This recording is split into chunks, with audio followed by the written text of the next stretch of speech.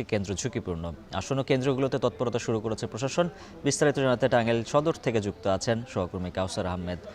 কাউসার, জানাবেন যেহেতু ঝুঁকিপূর্ণ অনেকগুলো কেন্দ্র রয়েছে, এখানে সব মিলিয়ে ইসির প্রস্তুতি কেমন দেখছেন?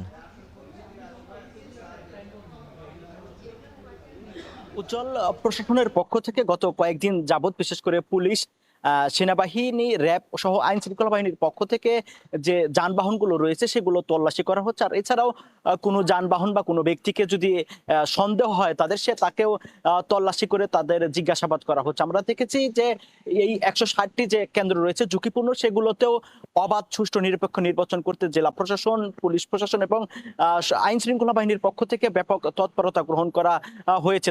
তাদের পক্ষ থেকে বলা হয়েছে যে সমস্ত কেন্দ্র ঝুঁকিপূর্ণ সেই সমস্ত কেন্দ্রে অন্যান্য কেন্দ্রের চেয়ে কয়েকজন পুলিশ সদস্য বাড়িয়ে দেওয়া হবে। এছাড়াও আনসার ও অন্যান্য গোয়েন্দা ইউনিটের তৎপরতা জোরালো করা হয়েছে। আমি আছি টাঙ্গাইল শহরে, আমি দেখেছি যে আজকেও আমার এই আশেপাশের এলাকায় দেখেছি সেনাবাহিনী, বিজিবি, র্যাব এবং গোয়েন্দা ইউনিটের যারা সদস্য রয়েছেন তারা ব্যাপক তৎপরতা চালাচ্ছেন। আর এইদিকে জেলা প্রশাসনের পক্ষ থেকে বলা হয়েছে যে টাঙ্গাইলের ৮টি সংসদীয় আসনে অবাধ, সুষ্ঠু, নিরপেক্ষ নির্বাচন করতে ২৫ জন এক্সিকিউটিভ ম্যাজিস্ট্রেট দায়িত্ব পালন করবে। আর এছাড়াও ৮টি সংসদীয় আসন জুডিশিয়াল ম্যাজিস্ট্রেট দায়িত্ব